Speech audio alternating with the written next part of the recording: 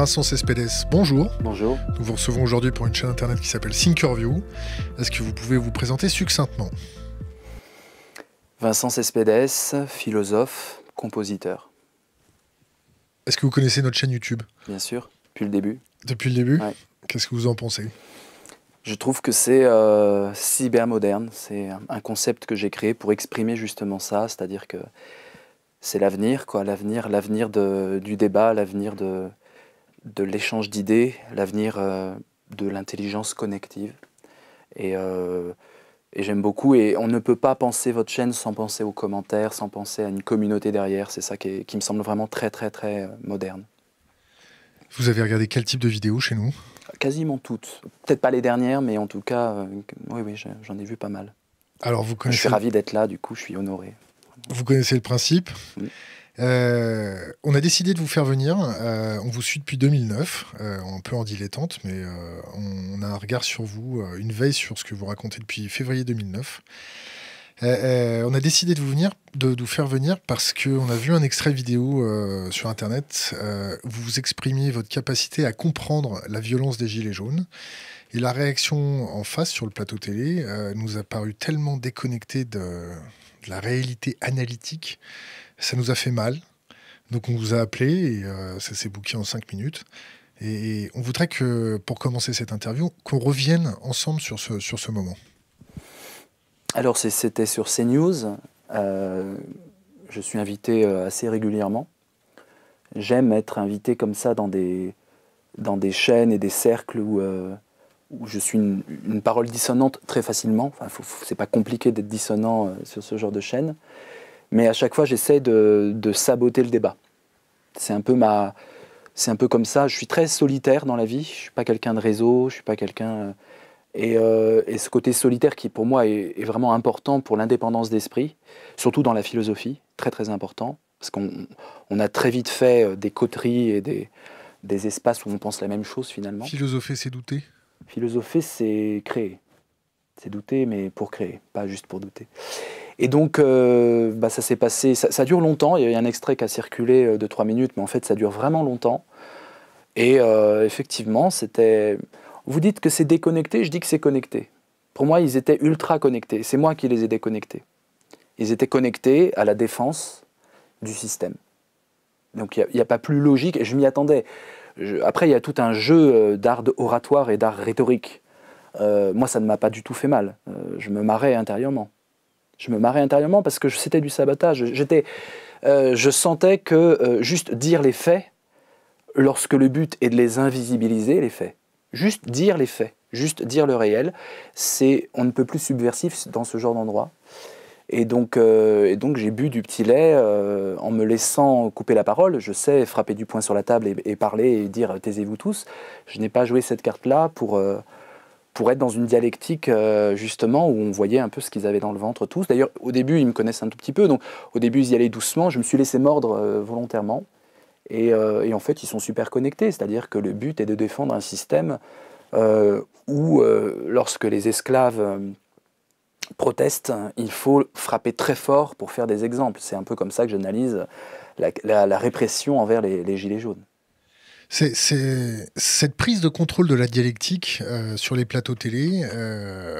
Les Gilets jaunes en ont assez, c'est pour ça qu'ils veulent un format pas monté, pas coupé. Oui.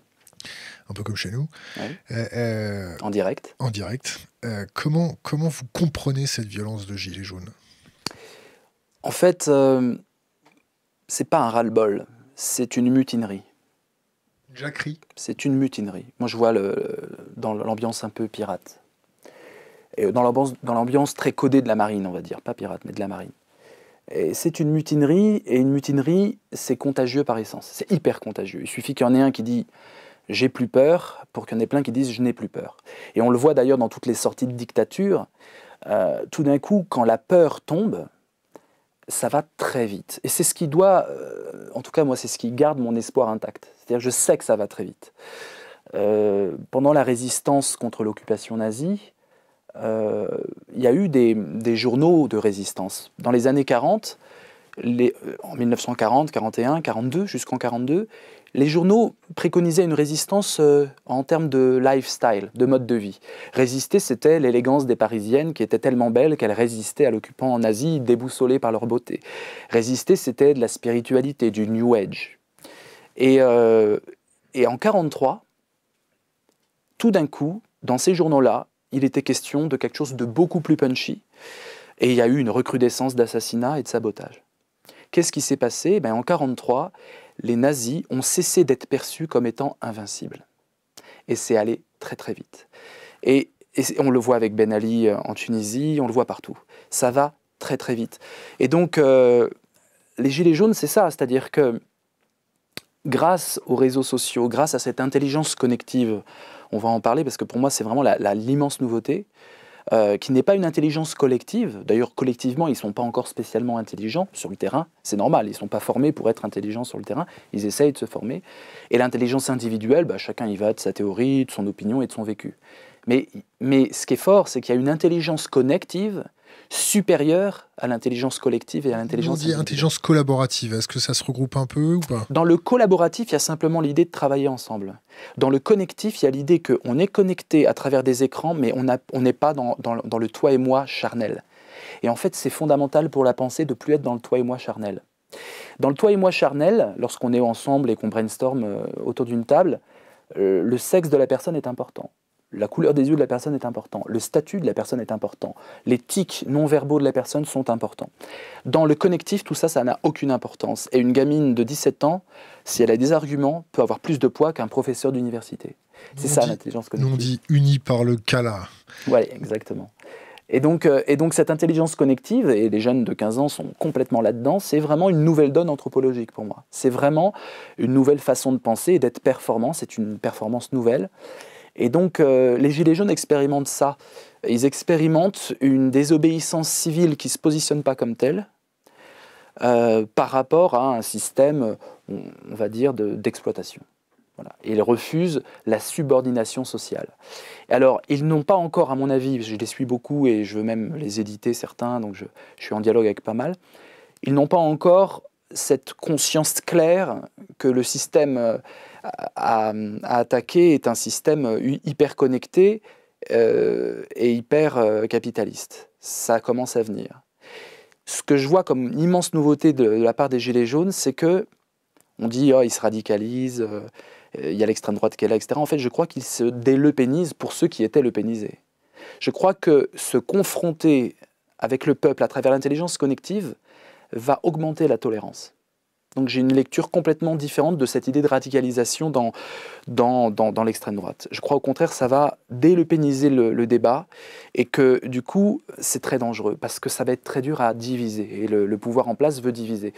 Alors ils font l'erreur, on a un gouvernement tactiquement complètement fou furieux. J'ai vraiment l'impression que la police n'a pas de personne à leur tête. On a l'impression d'un truc complètement en roue libre.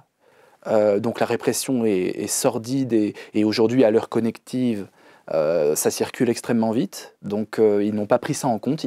Ça reste une répression moderne alors qu'on est en cybermodernité. Ils n'ont pas compris ça alors qu'ils se voulaient modernes. En 68, on a vu ce qui s'est passé. La répression, les coups de matraque sur les étudiants ont mis l'opinion du côté des étudiants. Je crois que c'est exactement ce qui se passe. Donc, quelque part, je le dis avec un cynisme dialectique, merci à la répression.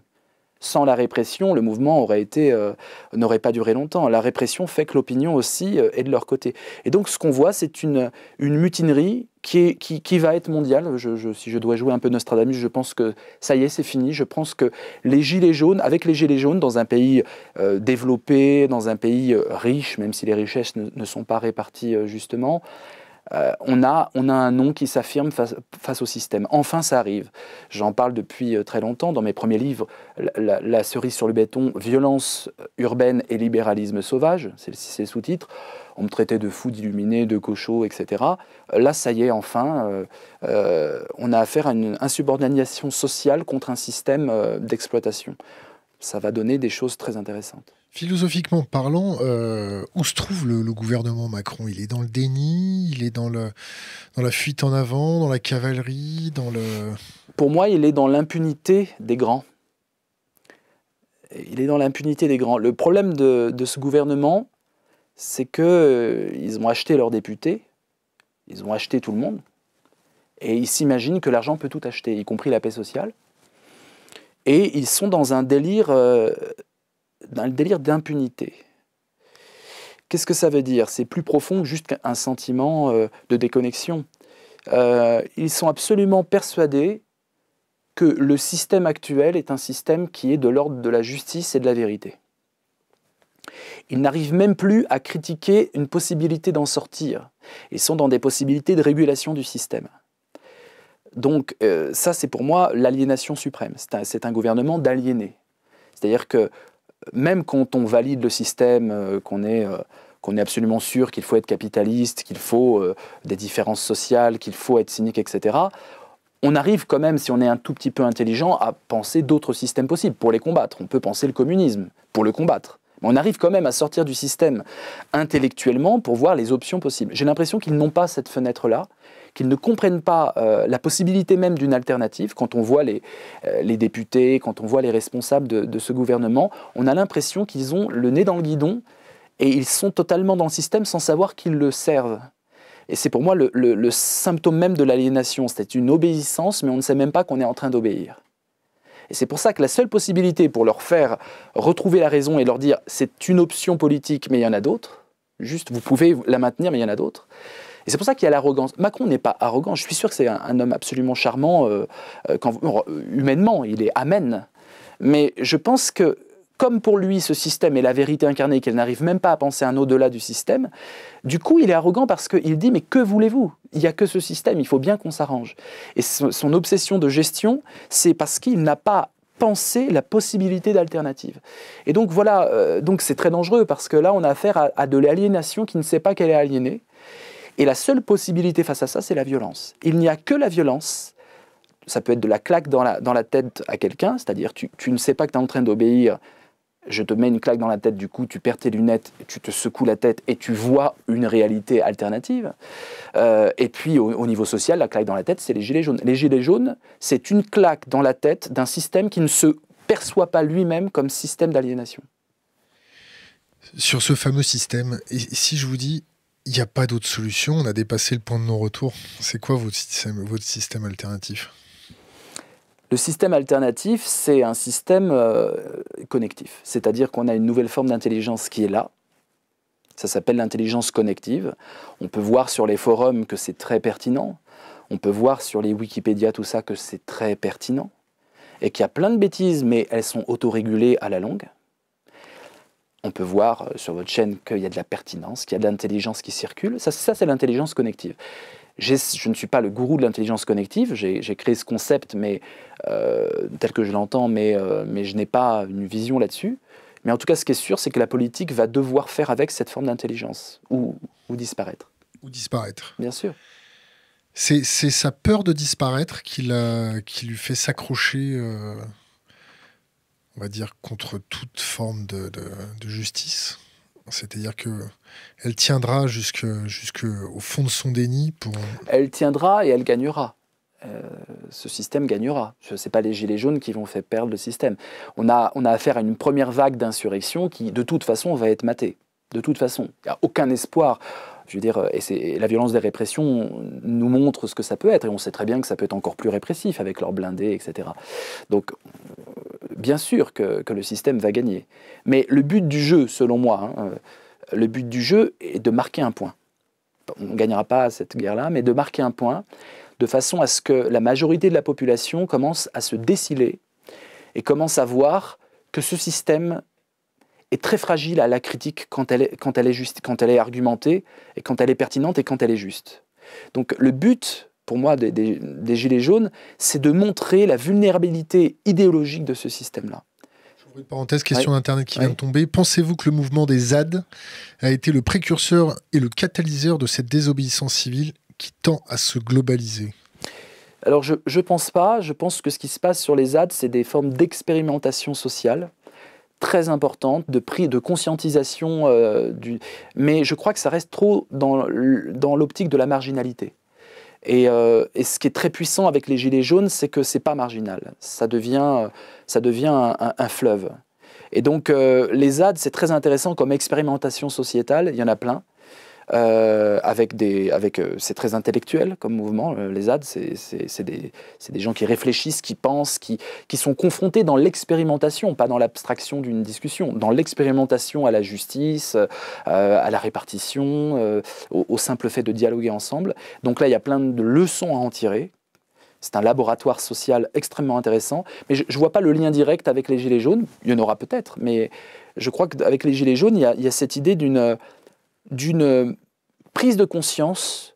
Alors, je vais utiliser deux concepts. Bon. Pour moi, il y a deux sortes de zones. On parle de zones, on parle de ZAD. Il y a les zones effectives, les infrastructures, les villes, les quartiers. C'est effectif. On vit dans le même quartier. On vit sur la même planète. Les zones effectives, le système sait très bien les gérer. Il y a des quotas, il y a des taxes, il y a des circulés, il n'y a rien à voir, etc. Mais le problème, c'est qu'avec l'intelligence connective, on arrive à créer des zones affectives, non indexées sur les zones effectives. C'est-à-dire qu'on peut être pote lorsqu'on joue à un jeu multijoueur, on est vraiment pote, on ne s'est jamais croisé. C'est une zone affective, c'est ça que j'appelle une zone affective. La cybermodernité a découplé zone affective et zone effective. Forcément, dans une zone effective, on est dans une zone affective. Je parle à mes voisins et je deviens pote avec mes voisins. Donc normalement, ça allait toujours ensemble. Zone effective produit zone affective. Avec l'intelligence connective, il y a des zones affectives qui sont absolument décentralisées et non localisables.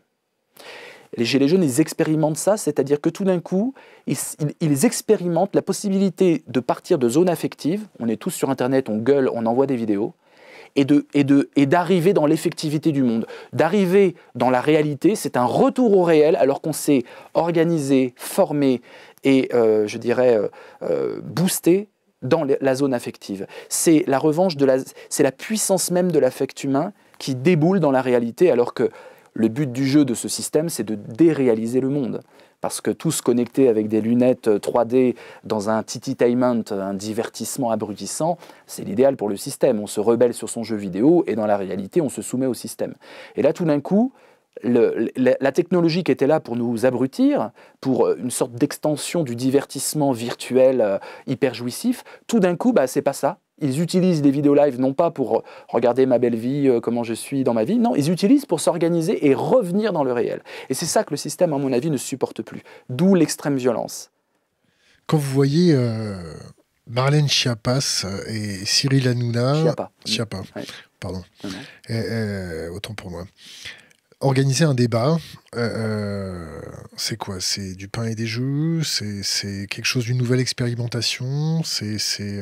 Encore une fois, c'est la continuité. Le premier livre que j'ai écrit en 2001 s'appelait « I Loved You », une référence au loft, donc à la télé-réalité. Le « I love you », zone affective énorme, fondamentale, l'amour, devient « je te réalise » et c'est dans la télé-réalité que ça va se situer. On a une extension. Alors j'étais très en colère à l'époque, j'avais 27 ans, j'ai envie de casser la gueule à tout le monde sur les plateaux. Bon, maintenant j'ai appris le métier, mais la colère est là, intacte. C'est l'extension de la télé-réalité au monde de la politique, c'est-à-dire que on est dans l'idée que c'est à travers la politique spectacle qu'on va pouvoir convaincre. Et on voit bien le grand débat national qui débouche là-dedans, qui déboule là-dedans. C'est exactement ça, c'est-à-dire qu'on a affaire à une reprise en main de ce que je pourrais appeler la hamstérisation des êtres humains. Le hamster dans sa cage, il court dans sa roue. Je ne sais pas si vous avez déjà eu un petit hamster étant petit. Non. Il court, il se défoule, il est dans une cage, mais il en oublie sa cage, tellement il cavale dans la roue. Et ben, nous sommes tous des hamsters. Nous avons un sentiment de liberté parce que nous faisons du surplace dans nos vies précaires, dans nos petits métiers, dans notre cerveau étroit, dans nos égoïsmes. On a l'impression de traverser le monde, mais on fait que du surplace, on n'avance pas et on est chacun dans une cage. Et c'est ça la hamstérisation. Et ça passe par le divertissement, ça passe par Hanouna. Les Français qui se font hanouner, et c'est vraiment une secte, c'est tous les mécanismes de la secte, c'est une zone affective artificielle, c'est une zone affective, hein. Vous touchez à Hanouna, vous vous faites défoncer la tête sur les réseaux. Donc on a affaire à une vraie zone affective, il a compris ça, Hanouna, c'est un des rares. C'est une secte quand même. Comment? C'est pas une secte. Non, mais ça a les mêmes ressorts, c'est-à-dire une affectivité où on a besoin de ça pour pouvoir tenir dans notre roue. Et je suis sûr que si Hanouna disparaît, il y a des gens qui seront malheureux. Et il y aura peut-être des gens qui vont se suicider. C'est pour ça que je dis qu'il y a c'est une zone affective artificielle, soumise à la production, et on avait ça dans la télé-réalité. C'est-à-dire que les gens disaient « mais oui, mais les jeunes ne sont pas bêtes, ils ne sont pas dupes ». Non, personne n'est dupe, tout le monde sait que c'est faux. Mais ça donne quand même des codes de faire du collectif ensemble. Le jeune qui naît là-dedans à l'âge de 10 ans et qui voit ça, en tire une conclusion simple. Il dit l'agressivité est une valeur sociale tout à fait admissible, parce que pour gagner, il faut être agressif. L'hypocrisie, pareil. Et de toute façon, il y a un seul gagnant. On fait semblant de faire groupe dans la télé-réalité, mais on finit toujours comme un con à koh Lanta sur un plot à essayer de ne pas tomber dans l'eau. On est tout seul, en fait. Donc on fait semblant de faire du collectif, mais le collectif est voué à l'échec, et on se fait éliminer, il n'y en a qu'un seul qui va gagner. Et ça, c'est vraiment pour faire désespérer. On n'est pas dupe, mais quelque part, il y a une philosophie de la désespérance, de l'idée que le collectif puisse être intéressant. Gagner sa vie, c'est être un requin parmi les autres, et être dans un pessimisme sur le groupe et une insolidarité militante. Qu'est-ce que vous pensez de la philosophie anarchiste ? Je me considère comme anarchiste. Voilà. C'est très simple. Je crois que l'État, aujourd'hui, c'était un très beau projet, parce que l'anarchie, c'est l'État. Hein. Tant qu'on veut maintenir l'État comme Chomsky, tout ça, bon, Chomsky se dit de tendance anarchiste, mais il tient à l'État, il dit non, c'est trop tôt, il faut que l'État regarde. Je dis Chomsky parce qu'il m'inspire beaucoup, mais la limite, elle est là. Moi, je pense que l'État, hélas, moi je le déplore, je ne suis pas comme Bakounine, hein, hélas, l'État, c'est le capitalisme aujourd'hui. Hélas. C'est-à-dire qu'il a été contaminé, grevé, pris de l'intérieur, hacké, vous pourriez dire, par le capitalisme. Et aujourd'hui, alors... On va dire piraté, alors. Piraté, voilà, exactement. Il a été piraté, il a été contaminé par ça, et aujourd'hui, par le système des lobbies, par la propagande, parce qu'on a affaire à un système de propagande, le mot est tombé en désuétude, mais la com, tout ça, c'est de la propagande. Les médias Les médias, à leur insu... C'est de la propagande. Les médias, l'utilisation que le système, moi je parle de système, de Babylone on pourrait dire, que les médias font que le capitalisme fait des médias, bien sûr, arrive à une certaine forme de propagande dans des choix. Alors moi, par contre, je trouve qu'un des piliers de résistance se trouve dans le journalisme. Un certain journalisme, bien sûr. Mais évidemment que c'est dans le journalisme qui sont pour moi, qui doivent être en tout cas des philosophes. Aujourd'hui, le journaliste et le philosophe doivent pouvoir converger. Wittgenstein, j'ai lu un article de lui, à l'époque où il disait, un philosophe très important, où il disait non, ça doit être absolument différent. Il avait la hantise que le philosophe soit identifiable au journaliste. Les points communs, c'est qu'on se pose des questions et qu'on doute des réponses. Hein. C'est quand même un point commun, et qu'on cherche la vérité et la justice. Mais là, aujourd'hui, voilà, les journalistes ont un rôle énorme, mais maintenant, c'est vrai qu'il y a cet infotainment, comme on dit, qui est un risque, et le Hanouna Chiappa, c'est exactement ça, c'est-à-dire qu'on a l'impression qu'on a de l'info, mais le cadre même, les règles du jeu, sont des cadres du système lui-même, pour finalement créer artificiellement du consensus. Vous avez proposé à un moment de vous déconnecter, d'arrêter de liker les réseaux sociaux pendant 24 heures, si mes souvenirs sont bons. Non, j'ai regardé ça avec bienveillance. Ça ne venait pas de moi du tout, mais évidemment c'est symbolique, on est dans du symbolique qui compte. Le symbolique compte énormément. Mais... On est dans une société de somnambules. On est dans une société de somnambules. Hypnotisé par l'infotainment. On est hypnotisé, tout le monde, même moi sûrement. C'est extrêmement engluant, c'est visqueux. C'est la viscosité. Sartre parlait de salaud. Le salaud, c'est celui qui est dans la viscosité du monde et qui le sait, et finalement qui s'en accommode. Donc je pense que... Qui s'y complaît parce qu'il a un avantage. L'avantage, on peut blablater, hein, il y a des avantages financiers, etc. Mais le vrai avantage existentiel, c'est qu'on oublie la mort. C'est un système qui fait qu'on oublie la mort. Quand Foucault dit le vrai tabou aujourd'hui, c'est la mort, il a partiellement raison. C'est pour ça qu'on voit émerger un courant philosophique du transhumanisme. Le transhumanisme, c'est pour les élites, hein, c'est réservé aux élites, et c'est effectivement l'idée que c'est une sorte de nouveau Graal. Parce qu'à un moment, quand on est bouffi d'argent et qu'on ne sait plus quoi faire de son argent, tellement même la philanthropie n'arrive pas à épuiser l'argent qu'on a. Vous connaissez bien le chiffre qui est tombé récemment, rapport Oxfam, 26 milliardaires sont aussi riches que la moitié de l'humanité. 26 milliardaires. Donc à un moment, on fait quoi de cet argent? L'argent rend fou. J'ai pu fréquenter la Française des Jeux qui avait un problème avec ses grands gagnants et qui voulait que je booste leurs grands gagnants parce qu'ils ne claquent pas leur fric. Parce qu'un grand gagnant qui n'est pas partie de l'élite n'a pas la culture de qu'est-ce que je fais avec mon argent. Donc en fait, les mecs, ils sont shootés, ils planent. Ils ont un moment de lévitation pendant au moins 1 an, c'est-à-dire ils ne touchent plus terre, et ils ne dépensent pas leur argent. Et donc il faut des psychologues pour qu'ils dépensent leur argent. Là, c'est l'inverse. Donc le transhumanisme, c'est avoir trop d'argent. Qu'est-ce qui me reste comme défi? Le cosmos. C'est vrai qu'on ne va pas dans l'espace, donc on peut rêver à l'espace. Et puis l'immortalité. Le transhumanisme, c'est ça. Tuer la mort, tout ça, c'est un fantasme d'immortalité pour les riches qui doivent quand même investir dans quelque chose. C'est un fantasme des riches pour se soustraire de la plèbe et de leurs revendications, on va dire, agressives, incomprises par cette upper class. C'est un fantasme induit par le système pour que les riches ne s'intéressent pas au social. Le transhumanisme est absolument antisocial. Le but est de ne pas penser au système, au social, aux injustices, à la précarité. Donc on va t'occuper l'esprit c'est la cage dorée du hamster riche qui fait partie de l'élite. Il est dans sa roue dorée, il cavale comme tout le monde, dans cette viscosité sans s'en rendre compte, en rêvant de la vie éternelle. On fait comment pour casser les roues, pour remettre du contact humain, pour remettre l'humain au milieu de tout ça? Ouais, c'est une vraie bonne question. Il faut un élément exotique fédérateur, l'arrivée des petits hommes verts, Jésus revient ou quoi que ce soit. Il faut un cataclysme, il faut quoi? Tout ce que je fais, toute ma vie, c'est ça, c'est de trouver des solutions. Je pense qu'il faut saboter. Je pense que la seule solution, c'est le sabotage. Il faut saboter le système par tous les moyens. C'est un appel à la violence, c'est quoi? C'est un appel, bien sûr. Il faut saboter le système. Violence, pas contre les personnes. Ça sert à rien, elles sont remplaçables. Mais violence contre la même violence qu'on nous oppose, qu'on leur oppose? Non, c'est même pas une question de guerre. C'est une question pour moi en tout cas philosophiquement, c'est de saboter la propagande du système, saboter l'idéologie du système, saboter, alors après il y en a qui disent carrément saboter les infrastructures du système. Donc il y a autant de guerrieros possibles qu'il y a de sensibilité. Il y en a qui vont vouloir se confronter matériellement au système.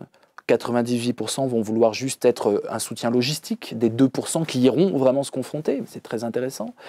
Donc là, on est dans les courants d'Eric Jensen, il y a tout un courant intellectuel, la Deep Green Resistance et tout ça, l'écologie profonde. Donc là, c'est frontalement, on sabote le système, et d'abord l'agriculture. L'agriculture qui est la chose qui détruit le plus la planète quand on réfléchit aux conséquences, etc. Donc là, il faut penser à une société alternative, il faut l'expérimenter. Qu'est-ce que ça veut dire faire communauté, faire famille? Est-ce qu'on sort de la famille nucléaire ou pas? Qu'est-ce que ça veut dire éduquer dans un système, dans un contre-système? Donc là, la philosophie, vraiment, une philosophie créatrice, elle est vraiment vitale, centrale et l'affaire de tous. Et puis, moi, je suis plus sur un sabotage idéologique. Vous mentionnez CNews, pour moi, c'est du sabotage idéologique. Et je fais, dans toutes les interventions, même en entreprise, il y en a plein qui me reprochent d'aller voir le patronat, le grand patronat, parce qu'il y a plein de patrons qui sont aussi super et très... Mais voilà, les grands groupes et tout ça, mais bien sûr que j'y vais. Bien sûr, parce que sinon, je suis hors sol moi-même. On y va et on sabote. On y va et on sabote, on ringardise des idées qui sont absolument non interrogées, on donne des claques intellectuelles à des gens qui ont le nez dans le guidon et qui sont dans leur roue. On fait la révolution des hamsters, on les arrache de leur cage, peut-être qu'ils vont se transformer en autre chose que de simples rongeurs. C'est pas une démarche personnelle que de vouloir sortir de sa cage. On dit souvent « heureux les simples d'esprit », aujourd'hui j'ai compris. Pour sentir sa liberté, faut-il encore commencer à faire bouger ses chaînes? Oui, c'est tout un courant, mais je vous ai parlé de la résistance spirituelle qui s'est transformée en sabotage effectif et en assassinat effectif. Je ne suis pas du tout pour la violence contre les personnes. Je suis très très non violent, au contraire, dans le rapport... La violence est la force des faibles et comment sous s'arrêtent les connaissances. Voilà, exactement. Mais fondamentalement, en fait, la question c'est le sens de la vie. C'est quoi le sens? On en fait maintenant un produit marketing du sens. Mais c'est-à-dire, qu'est-ce qui fait que j'ai de l'énergie de me lever le matin? Et ça, c'est très jargon start-up, ce que je vous dis là. Les start-up ne parlent...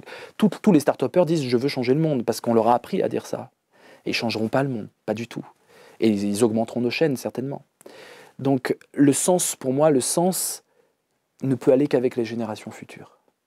Ce qui donne du sens, c'est de dire que je suis dans quelque chose qui va être un peu plus juste demain, qui aura un peu plus d'oiseaux migrateurs demain, qui aura un peu plus de de joie de vivre dans le monde, de possibilités de joie de vivre. Je m'en fiche de la joie de vivre effective, de possibilités, qu'il y aura un peu plus de justice, qu'il y aura un peu plus de dignité humaine.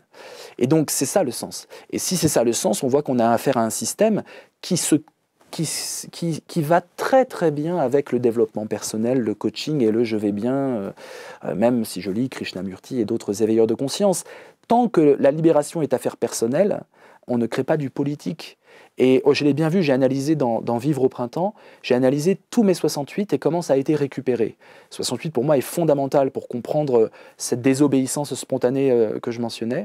Et ça a été récupéré par Lacan, par les psychanalystes, par l'idée que, par la spiritualité New Age, c'est-à-dire transforme-toi toi-même avant de transformer le monde. Et on oublie une chose importante, c'est que quand on transforme le monde, eh ben on se transforme aussi soi-même. Et j'ai l'impression que c'est comme ça que doivent aller les choses pour être efficaces. Transformons d'abord le monde et il se peut qu'on se remette en question soi-même. N'attendons pas d'être analysé, bien dans sa peau, etc., pour commencer à se bouger pour le monde. Il se peut que le social soit une immense source de transformation personnelle et d'essor personnel. Question d'Internet. Comment expliquez-vous que si peu de personnes comprennent la différence de gravité entre la violence de la police et celle des Gilets jaunes ? Parce que c'est de la propagande. On nous apprend que la police, c'est une extension de nous-mêmes et que tout le monde doit être derrière, et que les gilets jaunes, eh bien, on ne sait pas trop ce qu'ils veulent, et que c'est la chienlit, hein, comme on disait en 68, hein, c'est bordélique. Au bout du compte, les gilets jaunes, ils sont contre qui? Réfléchissons très simplement. Ils sont contre un système bourgeois inégalitaire. C'est bourgeois. C'est la bourgeoisie qui est visée. C'est la bourgeoisie, c'est-à-dire plus qu'un salaire, c'est pas ça la bourgeoisie au sens politique du terme, c'est-à-dire des individus qui se contentent du système et dont le but du jeu est de monter le plus haut dans la pyramide du système sans le remettre en cause. Et au bout du compte, la police dans ce sens-là, et on est à 8e policier qui se suicide depuis le début de l'année, et moi ça me désole, comme je vois des gilets jaunes meurtris, ça me désole. Ça me désole parce que ce sont les mêmes.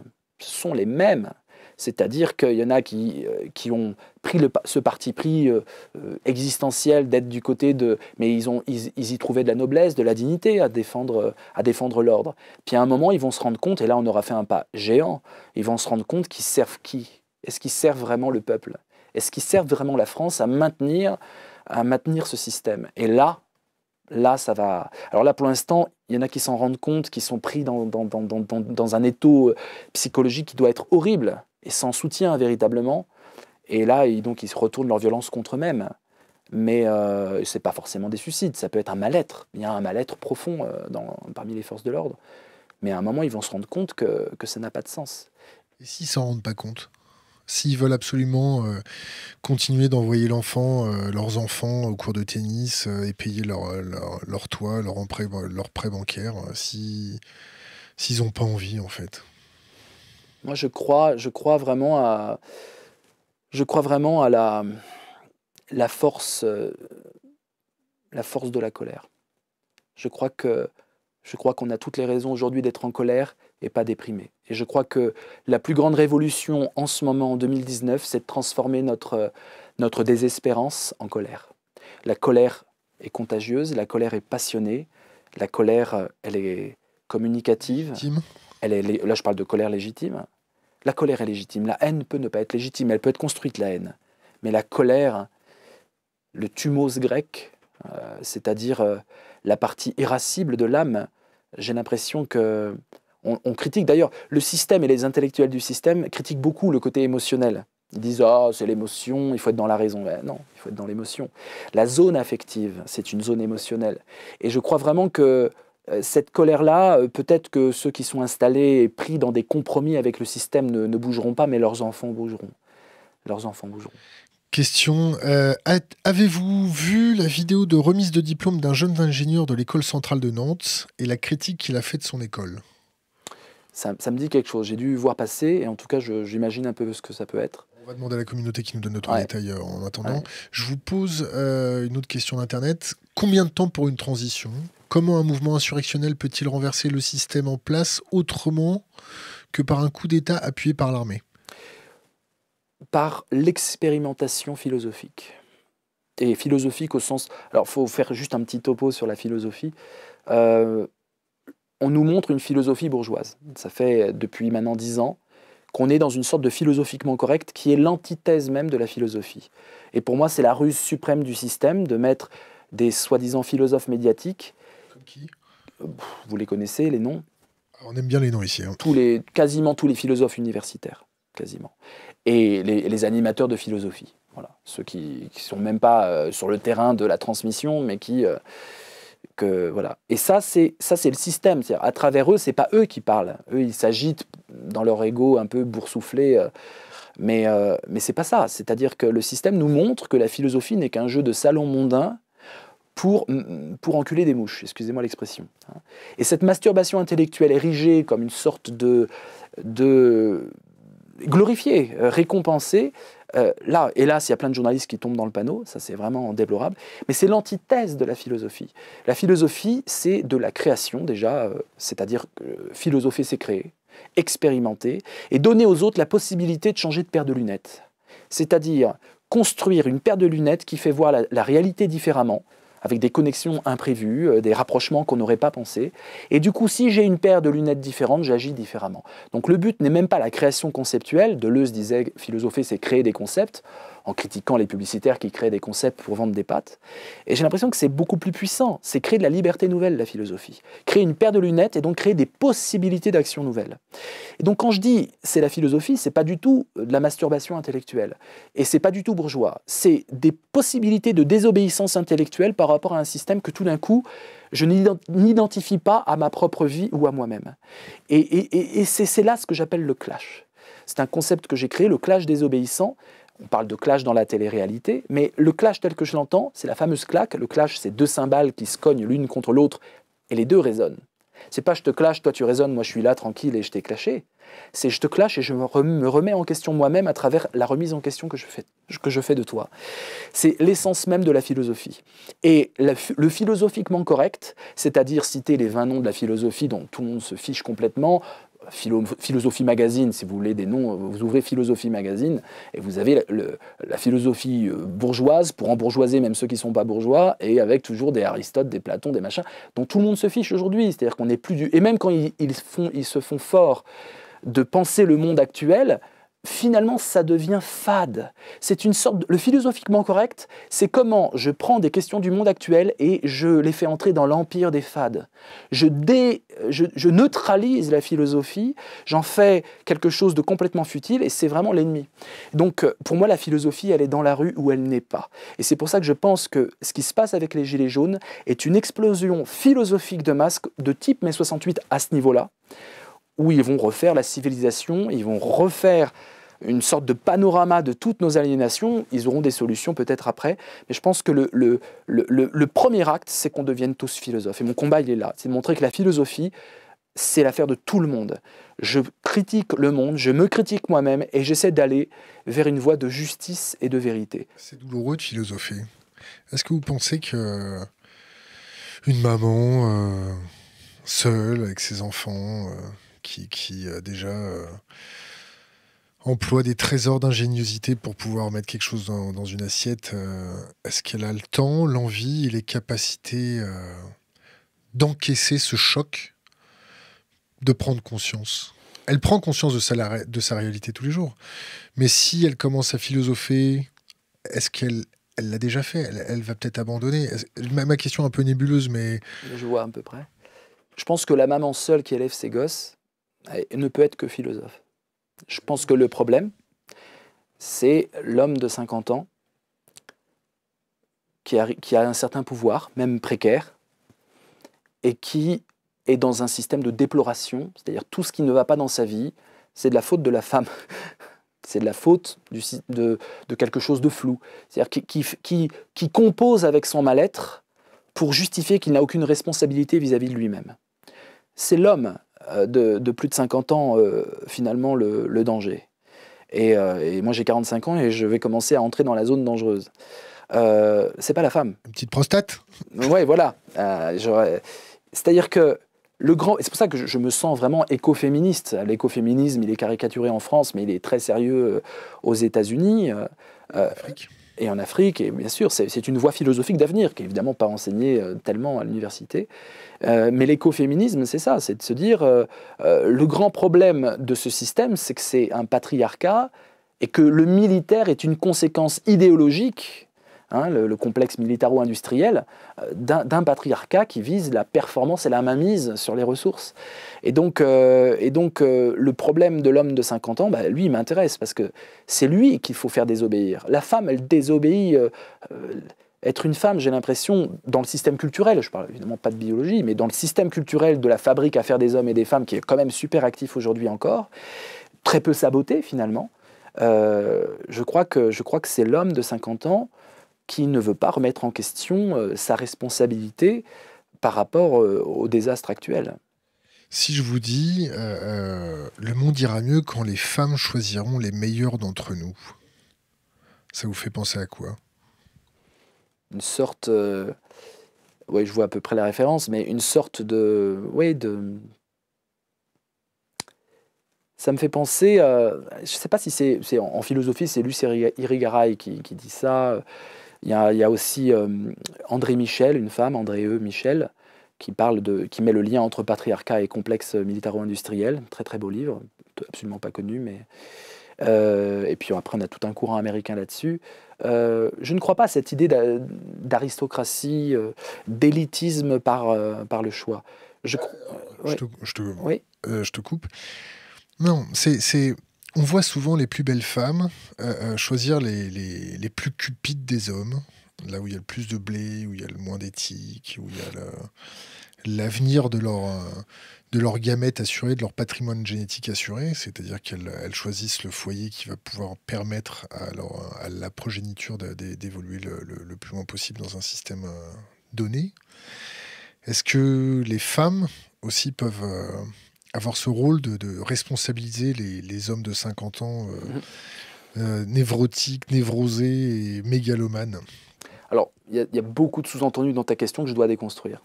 On a le temps, bienvenue. Déjà, une femme belle, qu'est-ce que c'est? Une femme belle, qu'est-ce que c'est? C'était à dessein stéréotypé. Oui, je sais, tu fais l'avocat du diable, mais voilà, une femme belle, c'est une femme résistante, c'est tout. Une femme qui suit le modèle à la Boët d'une plastique conforme aux critères de beauté, elle ne peut pas être belle. Une femme qui suit le système, une femme qui obéit au système n'est pas belle, en tout cas à mes yeux, chacun y va de son goût, mais à mes yeux. Nous ici, on est tous sapiosexuels. Hein. Voilà, exactement.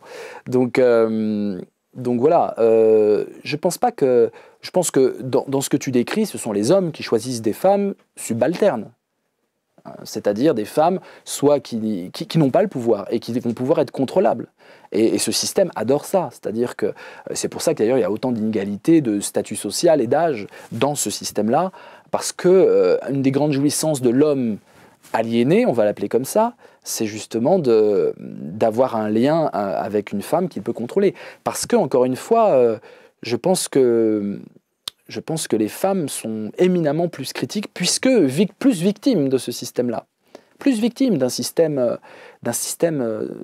totalitaire, qui totalise la vie des individus et qui leur dit comment vivre et où aller. Voilà, donc je pense que la résistance, elle viendra, je pense, de la jeunesse. Moi, je crois plus qu'en termes femmes et hommes, je crois vraiment que c'est la jeunesse d'aujourd'hui. Je crois que la jeunesse arrête aujourd'hui de jouer le jeu, de plus en plus, et que de plus en plus, et c'est normal que ce soit la jeunesse, parce que je parlais de zones affectives, c'est dans la jeunesse qu'on expérimente les zones affectives.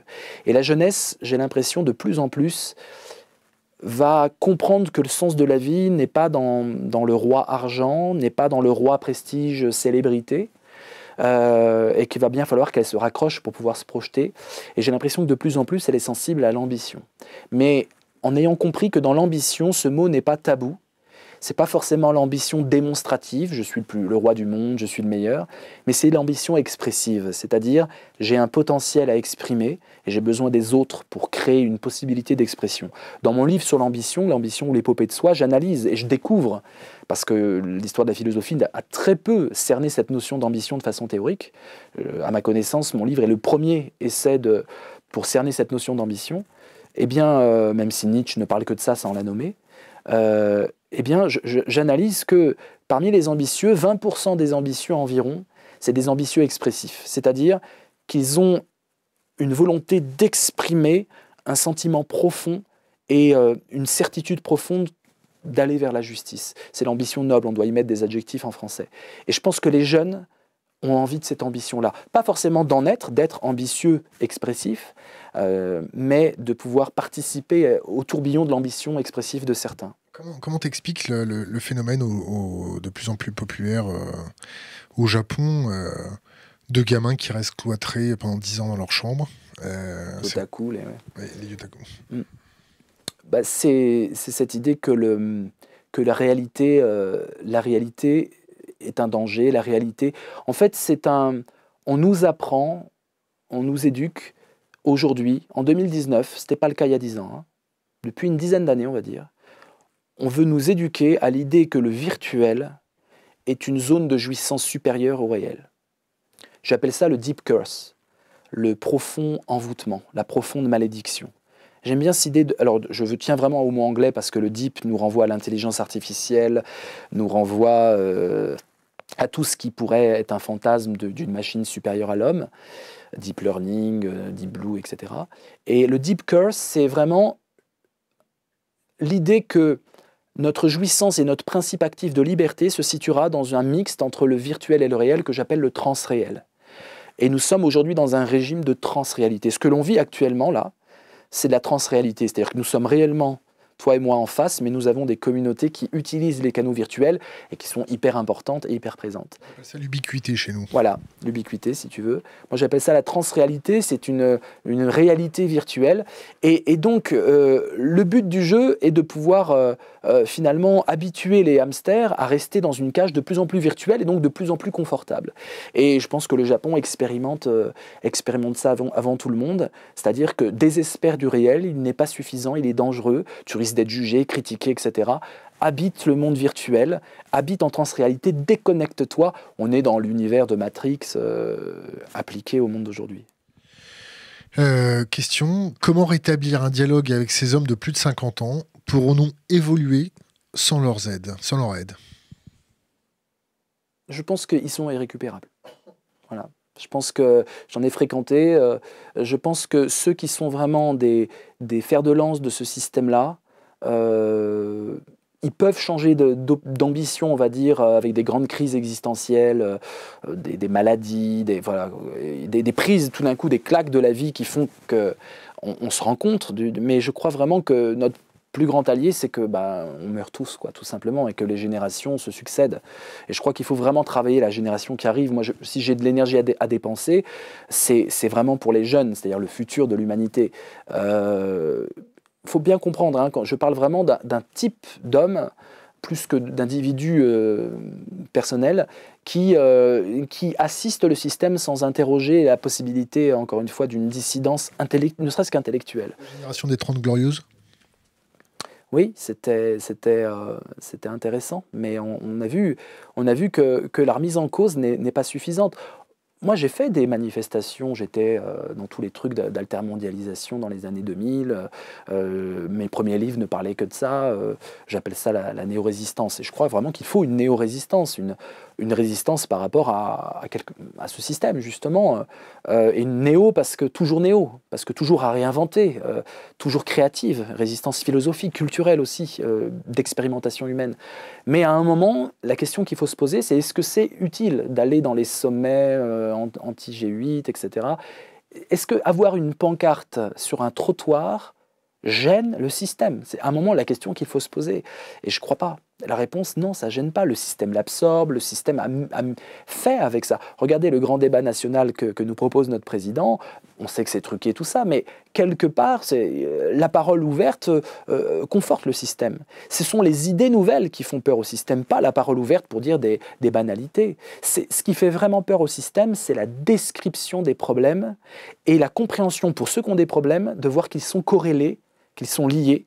Et la simple description des problèmes et des injustices du quotidien est éminemment plus puissante que tous les arrière-mondes qu'on pourrait inventer. C'est un de mes mentors intellectuels, Henri Lefebvre, un philosophe évidemment pas connu en France, mais connu dans le monde entier, traduit en 40 langues. Henri Lefebvre, qui a créé le département de sociologie à Nanterre, et c'est de là qu'est venu mai 68. Dans mon livre Vivre au printemps, je montre que c'est lui mai 68, le français, hein. Mai 68 c'est partout dans le monde, mais la qualité française c'est une qualité philosophique de ce mai. Lui, il disait à ses étudiants, dont les Cohn-Bendit et compagnie de l'époque, les enragés, il disait « Ne vous perdez pas comme les Freud, les Nietzsche, dans les arrière-mondes, dans les choses trop profondes, trop compliquées. Restez à la surface, que votre critique sociale touche le quotidien, la surface des choses. » Il s'adresse aux gilets jaunes. Contente-toi de critiquer ce qu'il se passe à la surface, sans tomber dans de la métaphysique, sans tomber dans des abîmes super séduisantes quand on est intellectuel, mais de la masturbation intellectuelle. Contente-toi de dire les injustices du réel à la surface, et tu seras beaucoup plus pertinent et beaucoup plus fort. Et là, le système ne va pas tolérer ça. La surface, c'est pas l'écume des choses? Non, la surface, c'est l'essence des choses. Dans un monde de plus en plus flou, dans un monde...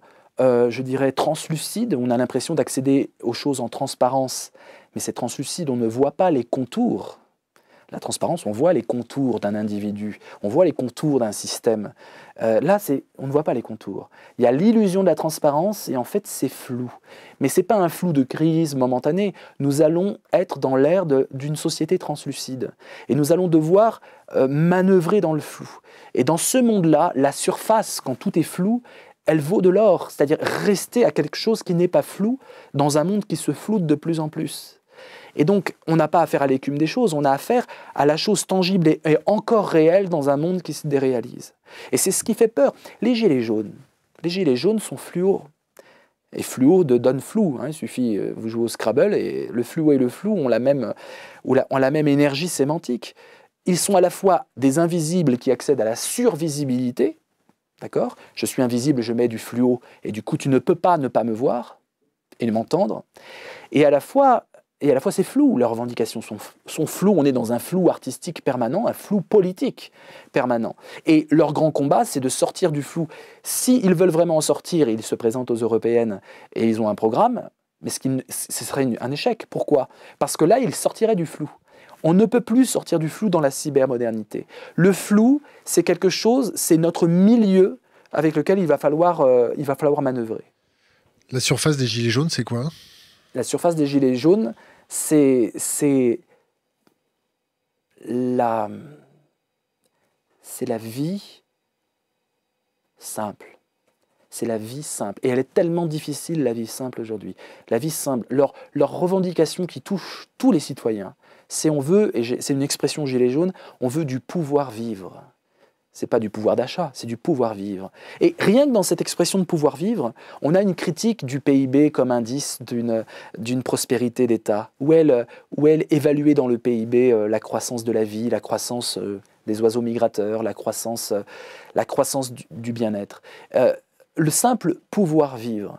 Et ce pouvoir vivre-là, c'est ce qui justement c'est normalement le déchet du système. Et on a une révolution du déchet, de ce que le système ne veut pas voir, ne veut pas prendre en compte. Question d'Internet. Selon vous, faut-il qu'on participe tous au grand débat national ou du coup, est-ce qu'il faut qu'on le sabote ? Saboter. Je crois vraiment que ce mot de sabotage est fondamental. Il faut saboter l'infrastructure, peut-être. Je ne sais pas comment, mais il y a des moyens. Et il faut surtout saboter la superstructure, saboter les chaînes mentales qu'on a tous dans notre tête, les ghettos mentaux qui nous enferment dans des cases et des fonctions. Ne plus voir l'autre comme une fonction, un statut social. Comment on fait pour sortir d'une hypnose ? On sort de l'hypnose avec la colère, avec la jouissance de se dire qu'on se bat pour plus grand que nous. On sort de l'hypnose avec cette idée qu'on n'est pas seul et que chaque pas qu'on va faire va faciliter les pas des autres. On sort de l'hypnose en se mélangeant profondément à l'autre. Qu'est-ce que c'est le mélange ? Le mélange, alors on critique cette notion que j'essaie d'amener sur la place philosophique avec mon livre « Mélangeons-nous, enquête sur l'alchimie humaine ». Le mélange, c'est la complicité au sens très propre du terme. L'autre entre en moi et ne me quittera plus jamais. Il se télécharge en moi. Et quand il mourra, il continuera en moi. Le programme de l'autre continue en moi.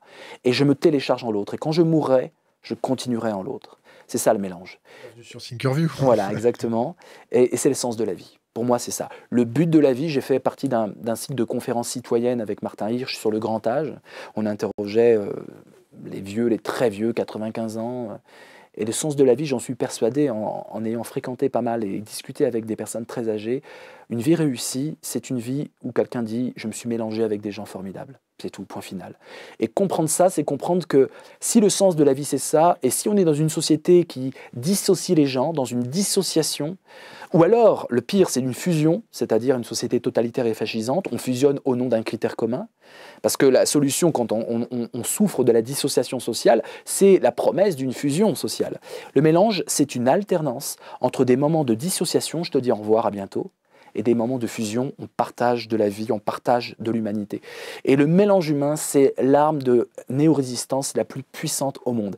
Aujourd'hui, le système produit des individus, notamment des hommes, qui ne sont plus capables de se mélanger. Ils ont un blindage. J'aime bien le mot blindage parce qu'en anglais, blind, c'est aveugle. Ils sont blindés émotionnellement, carapacés. Krishnamurti, moi je suis né dans Krishnamurti, mon père, c'est son dieu, hein, et je suis né dans la bibliothèque paternelle avec du Krishnamurti, les vidéos, on regardait ça tout le temps. Mais, bon bouquin, On Education. Mais oui, bien sûr, je sais que tu le cites, et ouais, tout à fait. Mais Krishnamurti, c'était ça, c'est-à-dire sortez du blindage. Prenez conscience de votre propre blindage pour en sortir.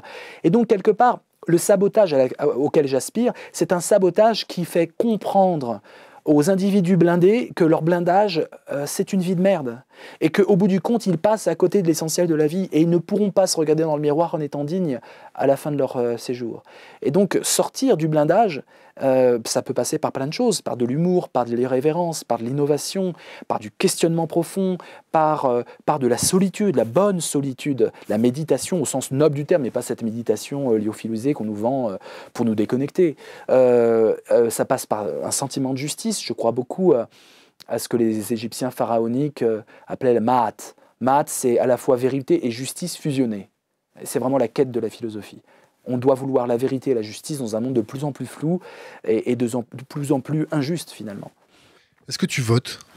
Oui, je vote, bien sûr, je vote, sans y croire, véritablement, mollement.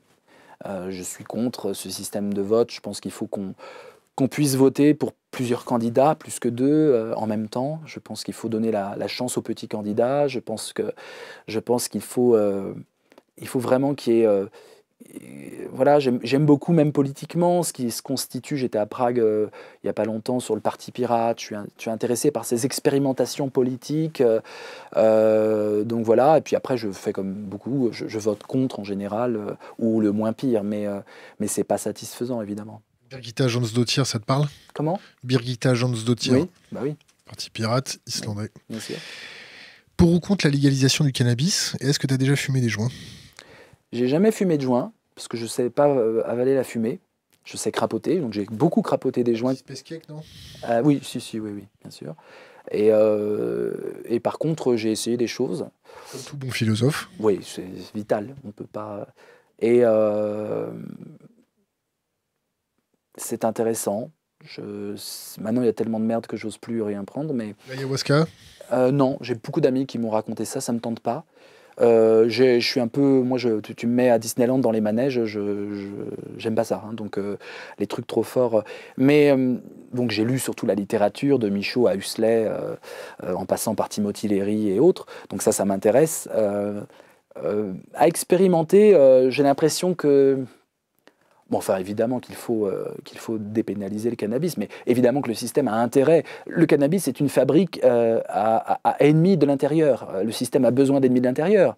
Hein, les marchés parallèles, tout ça, ça crée des ennemis. Donc évidemment qu'on est loin en France, hein, je parle vraiment du système français pour le coup, d'une dépénalisation et d'une... Oui, bien sûr, on est loin. Mais... Tu sais ce que disait Bob Marley sur la consommation de cannabis, pourquoi les politiques ne veulent pas ? Oui. Parce que ça les rend rebelles. Rebelles et réticents par rapport à Babylone, oui, bien sûr. Question d'Internet, la méthode Condorcet pour le vote, point d'interrogation. Est-ce que Ma Voix, point d'interrogation, ça te parle ? Oui. Il y a plein de... Je suis tout ça, j'ai beaucoup d'interlocuteurs là-dedans. Moi, je suis pour effectivement qu'on expérimente et surtout qu'on applique ça dans les communautés affectives qui se créent, effectives éventuellement, mais surtout affectives. C'est-à-dire qu'aujourd'hui, je pense que des propositions nouvelles en termes politiques et démocratiques doivent s'expérimenter dans l'intelligence connective. Et je suis très, très, très vigilant à tout ce qui se passe dans l'idée de communauté, en termes de décision, en termes d'innovation, en termes de propositions. Est-ce qu'on écoute tout le monde? Voilà, comment émerge cette forme de gouvernance du flou? C'est ça qu'on doit essayer de mettre en place, une gouvernance du flou. C'est encore possible. C'est tout à fait possible. Je suis hyper optimiste parce que... Trop? Non, je crois pas. Enfin, après, oui, on est toujours trop, parce que mais il faut être lucide, il faut un optimisme lucide. Mais non, je crois qu'aujourd'hui, on doit créer, et là, il y a un rôle excitant en philosophie, on doit créer des outils, parce que ça demande vraiment Créer des outils, c'est comme créer un programme dans le piratage. C'est extrêmement compliqué, il faut une technicité. Et créer des outils qui permettent d'être précis dans le flou. On dirait presque une phrase chinoise de l'Antiquité. Être précis dans le flou. Ce que j'appelle, c'est un peu technique, la diacribie. Bon. Akribéia en grec, c'est l'exactitude, la méthode minutieuse. Et l'acribologos, c'est celui qui parlait avec précision. Et vous êtes sensible à ça puisqu'on peut checker en direct. Donc vous êtes des acribologues. Moi, je mets le dia devant, dia qui veut dire transparent, qui veut dire traverser, en traversant. Le flou, la translucidité, et puis maintenant on redescend vers l'envoûtement. Et être dans la diacribie, c'est être dans l'idée que c'est flou. Je l'identifie comme flou, parce qu'il y en a plein qui, de façon péremptoire et dogmatique, disent « ce n'est pas flou, je vais vous expliquer ». Non, bullshit, c'est vraiment flou. Mais dans ce flou-là, il faut manœuvrer. Nous sommes dans l'inconcevable, mais avec des repères éblouissants, disait René Char. Dans l'inconcevable, l'inconcevable va durer. Dans l'insondable. Mais il va falloir qu'on se repère. Et donc la philosophie à laquelle j'aspire, c'est une compréhension de comment j'amène de la précision dans un terrain flou. Et c'est ce que j'essaie de mettre en place, j'appelle ça le code Matt-Kaliné, c'est très technique. C'est une sorte de croisement entre la philosophie analytique anglo-saxonne, où vraiment j'ai beaucoup de philosophes qui m'inspirent. Moi je viens du code, j'ai grandi en codant, je code encore. Quel type de code?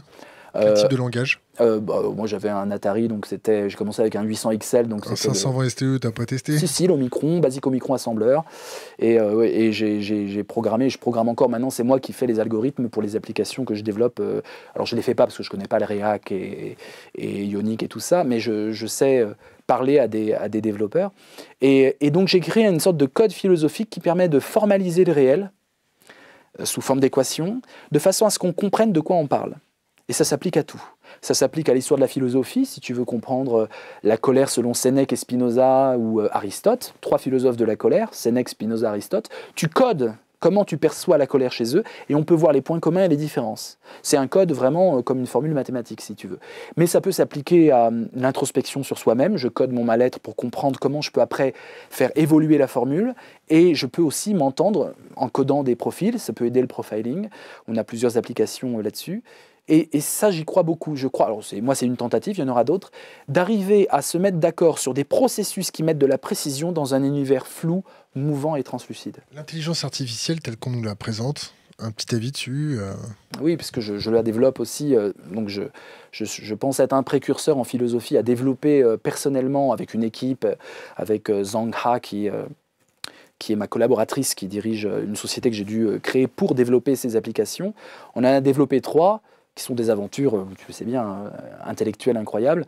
On a développé ce jeu de cartes philosophique, le jeu du Phénix, que je développe, qui utilise le code d'ailleurs. On a développé Deep Pro, qui est une façon de scanner, alors ça peut être facilement récupérable, mais on garantit que les données ne sont pas vendues, qui scanne les valeurs de quelqu'un. C'est une sorte de scan Deep Pro sur les valeurs profondes de quelqu'un, pour, dans le connais-toi toi-même de la philosophie, d'utiliser un smartphone pour non pas tomber dans la roue du hamster, mais essayer de comprendre ce que l'on est soi-même. Et le dernier en date, c'est de l'intelligence artificielle, c'est PhiloHack, hack de hacking. Et dans PhiloHack, on a mis 2500 ans de philosophie dans la machine. Voilà, on a pillé tout le monde, je le dis, on a scrappé tout ce qui était scrapable. Et ensuite, on a fait un algorithme que j'ai conçu avec une équipe, qui consiste à avoir des leçons de philosophie construites en fonction des interactions que tu as avec la machine. Donc le but du jeu de tout ça, c'est d'avoir le maximum d'interactions avec le maximum d'utilisateurs, pour l'instant c'est encore un peu bancal, de façon à créer une intelligence artificielle philosophique. C'est un projet que j'appelle IMLAC, Intelligent Material Language About Concepts. Et ce projet IMLAC c'est toute une aventure, voilà, et vise à créer un Socrate virtuel. Pourquoi? Parce que pour comprendre en quoi la philosophie peut nous apporter des choses nouvelles, il faut comprendre le maximum qu'une machine puisse faire en termes de philosophie. Et ce qu'on devra faire, c'est ce que la machine ne peut pas faire. Moi, je crois vraiment à ça. Je crois vraiment que ce que l'être humain peut faire avec son cerveau, c'est ce que la machine ne pourra pas faire. Donc, mon but est de viser à créer une sorte de Socrate virtuel, de façon à voir que la philosophie devra se dissocier de ce qu'il peut faire. Je suis sûr que des animateurs de philosophie aujourd'hui et des professeurs de philosophie peuvent facilement être, je dirais, algorithmisés et mis en machine, puisqu'ils répètent de l'histoire de la philo et que c'est assez... Le philosophiquement correct, je te fais l'équation sur la table. Donc, qu'est-ce que c'est la philosophie si ce n'est pas le philosophiquement correct? Et c'est cette expérience que j'essaie de mener. En 2 mots, sur l'intelligence artificielle, moi, ça me passionne. Je lis tout ce qu'on peut lire, du guide du voyageur galactique en passant par toute la recherche. Je pense qu'on la surestime. Aujourd'hui, tel qu'on en parle en France, je pense qu'elle va, au début, être une sorte de super secrétariat hyper développé, donc ça ne m'intéresse pas spécialement. Et je pense qu'elle est trop indexée au système, c'est-à-dire à la quête de profit, pour pouvoir formuler des vœux comme IMLAC, c'est-à-dire, tiens, on va faire un Socrate virtuel. Mais à quoi ça sert? Comment tu le finances? Avec mes deniers et avec ceux qui veulent participer au projet. On a reçu Laurent Alexandre ici. Est-ce que tu as vu l'interview? Oui, tout à fait. Oui. Qu'est-ce que tu en penses? Je l'ai croisé plusieurs fois, j'ai même fait un débat avec lui sur LCI. C'est de l'idéologie pure, c'est un monstre froid d'idéologie. Il ne sait pas trop ce qu'il veut, parce que il y a beaucoup d'intellectuels comme ça, médiatisés, où on sent qu'ils font leur marché, puis qu'ils ne sont pas cohérents. Il est à la fois transhumaniste et à la fois il est contre le transhumanisme. On sent que c'est du bric et des brocs, sa pensée. J'ai lu son livre, c'est juste du grand n'importe quoi. Il est très très très écouté par les médias. Pourquoi c'est du grand n'importe quoi? Parce qu'il ne sait pas ce que c'est l'intelligence. Il dit texto, je l'ai vu lors d'une conférence en direct, ce sont ceux qui ont créé les ordinateurs dans les années 60, précurseurs de la Silicon Valley, etc., n'étaient pas les mecs les plus intelligents du monde, c'était des autistes Asperger, c'était les mecs les plus cons du monde. Voilà. Phrase texto de Laurent Alexandre. Ce mépris-là, déjà, moi, je ne peux pas. Il a un mépris élitiste sans borne. Donc, c'est le système qui parle à travers lui, évidemment. Et puis, j'ai l'impression qu'on a affaire à c'est un catcheur. C'est-à-dire qu'il ne croit pas au combat qu'il mène. Et toute sa prose consiste à dire le QI est en danger. Le QI n'est plus du tout... Tu l'avais dit d'ailleurs dans l'interview, tu as dit le QE ou un voilà. Bon, mais il ne connaît pas, on voit bien... Donc évidemment que ce n'est pas le QI. Le QI est une invention. J'ai consacré une conférence entière là-dessus lors de mon abécédaire philosophique au Barrio Latino. J'essaie d'amener la philosophie dans des lieux un peu sympathiques. Le QI, c'est une mesure archaïque qui vient de la phrénologie, de la taille du cerveau. C'est ridicule, le QI.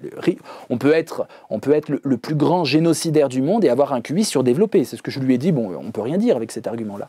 Donc il en est encore à calculer en fonction du QI. Lui-même se mettant dans la classe des 180 de QI.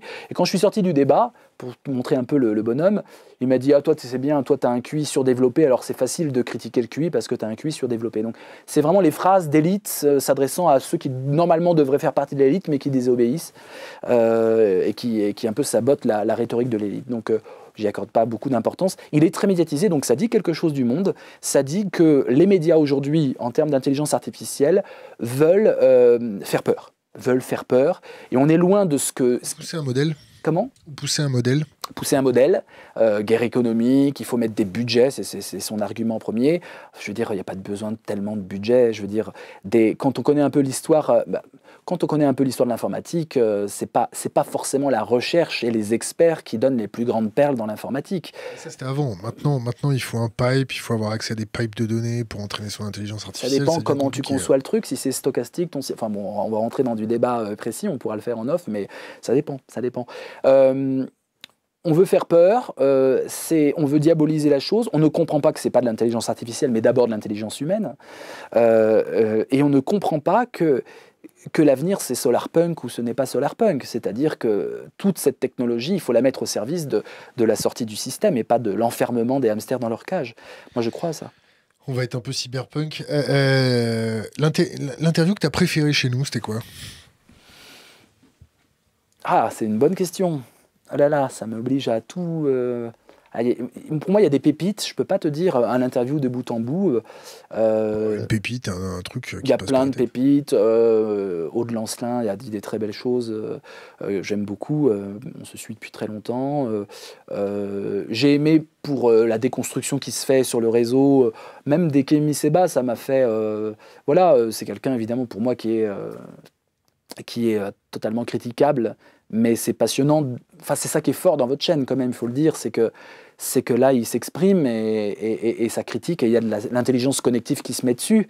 Donc ça, on ne peut pas l'avoir quand on a affaire au filtre journalistique qui dit non, persona non grata.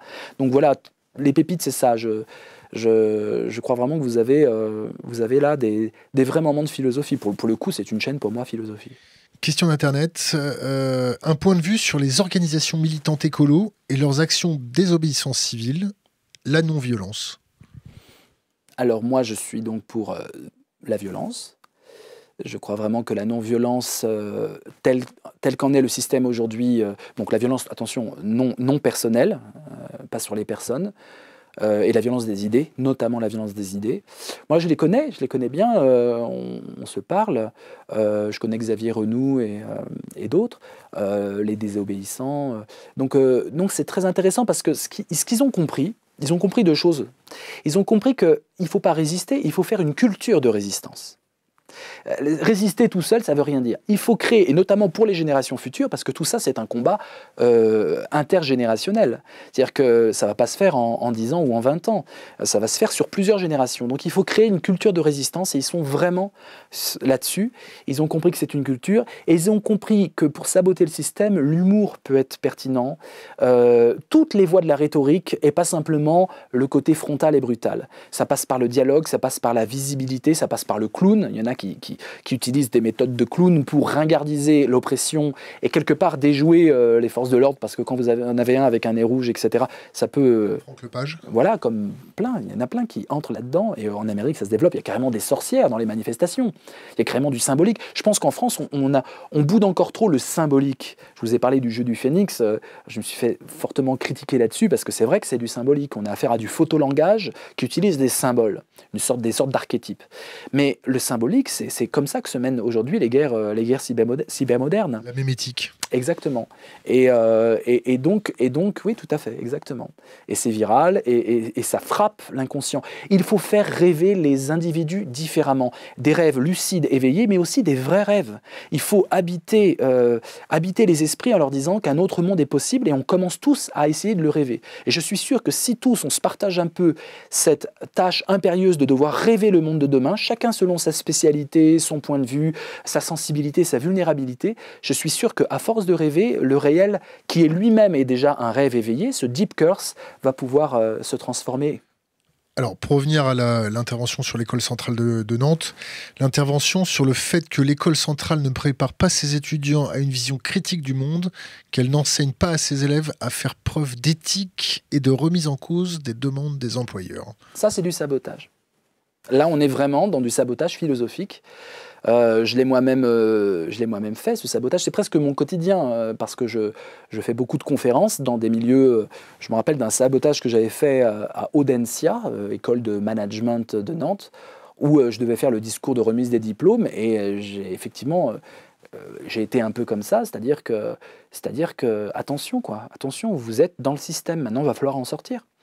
Et ça parle, et j'ai été après invité par des étudiants qui m'ont dit justement comment on fait, enfin voilà, qui étaient vraiment désireux de changer les choses. Donc le sabotage c'est excitant parce que c'est collectif, seul on ne sabote pas grand-chose, ça ouvre des voies d'avenir, ça fait espérer des individus et on sent qu'on est du côté de la justice. Et donc pour moi, c'est un magnifique exemple de je suis dedans, mais je peux critiquer la chose. Et ça a beaucoup plus de force parce qu'il est dedans, justement. Et donc je crois que de plus en plus, on aura ce genre de dysfonctionnement d'un système qui n'est pas si bien huilé que ça, ce que Bourdieu appelait des grains de sable. Infiltré et saboté. 3 bouquins à conseiller à notre communauté. Ah, de moi ou Non, pas de toi. D'accord, pas de moi. Non, mais c'est pour savoir. Si, conseille les bouquins que tu veux. Non, mais bien sûr. 3 bouquins qui ont marqué ta vie. D'accord, ok, ça marche, là je comprends. Je crois que un petit Nietzsche pour la gourmandise, ça peut faire du bien. Je conseillerais Aurore, avec cette magnifique phrase « Le travail constitue la meilleure des polices ». Ça ferait réfléchir au gagner plus, travailler plus pour gagner plus, qui remonte aujourd'hui et qui sort du chapeau.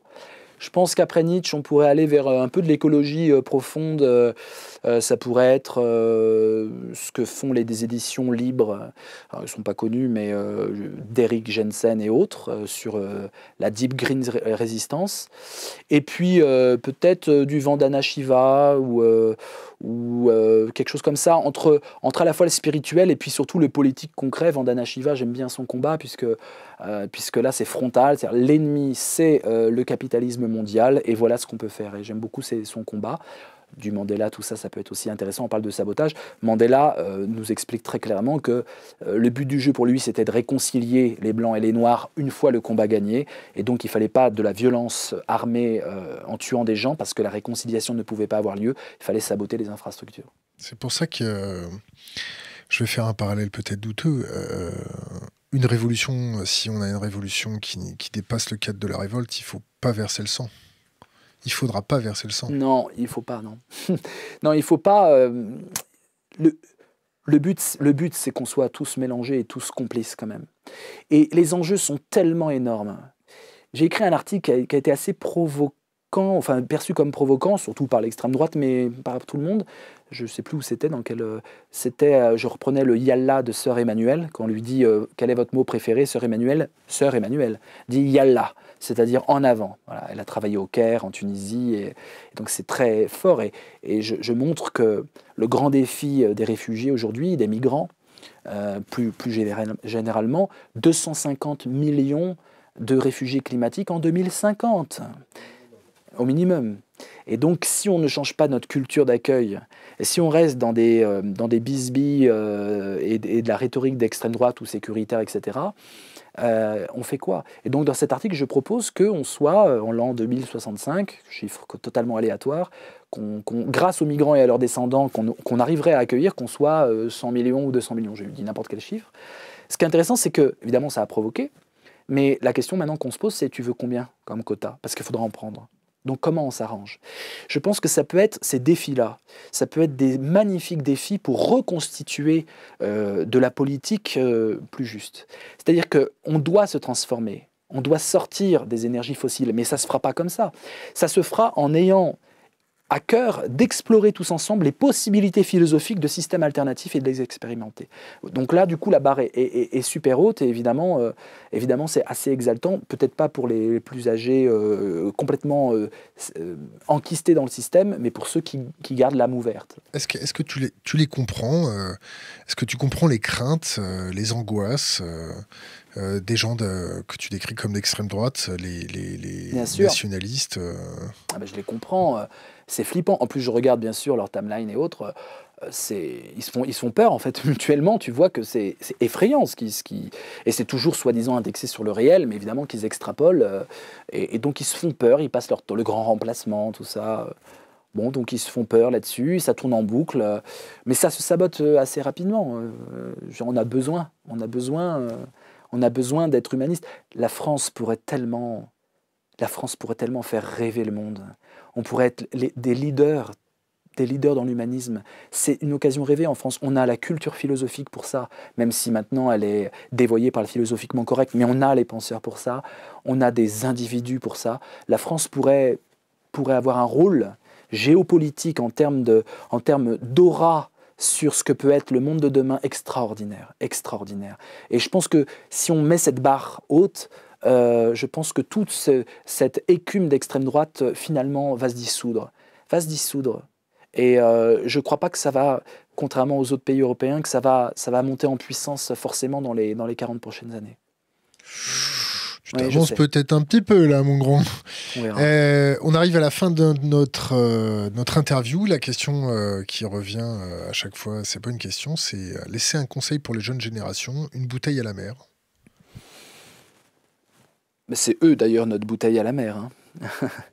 Pour les jeunes générations,